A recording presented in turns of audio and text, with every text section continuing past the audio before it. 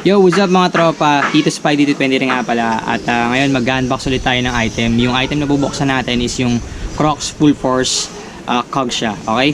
So ito OEM lang to. Ibig sabihin, peke siya. So yung gumagamit ng OEM, Class A, mall pullout para lang makabenta, mag-impress. Huwag kayo maniwala sa ganun. Peke lang yun. Okay? So it's either original or fake. Yun lang yung basehan sa mga products natin. Okay? So mga tropa, ano pang hinihintay nyo? Let's go! Samahan nyo ako.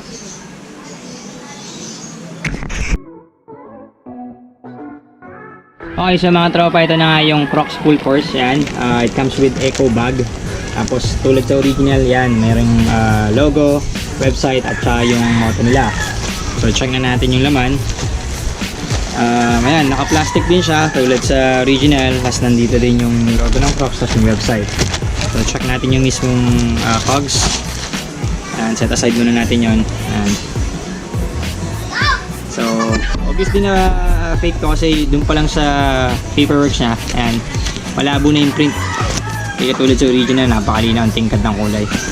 Okay, tapos yung parts naman, ito yung harap. Typical na design ng Crocs yung may bilog. Yan. Tapos yung strap niya, may branding dito sa harap. Dalawa yan. Tapos yung gilid, may logo ng buhaya. O yung logo ng Crocs mismo. Ayan. Tapos sa likod, wala naman. Tapos yung pinakaloob niya, ayan, yung parang bilog-bilog na yan, yung parang anti-slip para pag madulas, hindi ka basta-basta, alam mo yun, hindi basta-basta bibitaw sa'yo yung Crocs. Sana all, di mo bibitaw. Tapos sa gilid, may branding din, ayan. Tapos sa kabila, wala eh. Ayan. Tapos sa pinaka-ilalim, ayan, makikita nyo yung site, yung branding ulit, at syempre yung size. So one more look.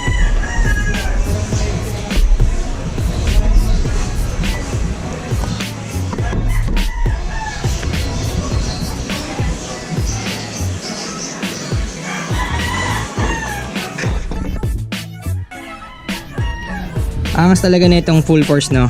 So ang nagpangat tingin ko dito sa kanya is yung pagiging sneaker look like niya. At kahit naka shorts ka, pantalon, yan, sigurado swak na swak to. Ayan o, oh. Alright, and then downside lang siguro nito is mabigat siya pag suit-suit mo na. Pero sa price ng 900, hindi na masama yun. If interested kayo, popost ko yung link nito sa description. So check nyo na lang yun. And then mga tropa, don't forget na rin to like yung video. And don't forget to subscribe to my channel, Tito Spidey 23, para sa mga samot-saring unboxing videos, adventure at iba pa. So dito na lang muna mga tropa. Stay safe out there. Aha. Peace out.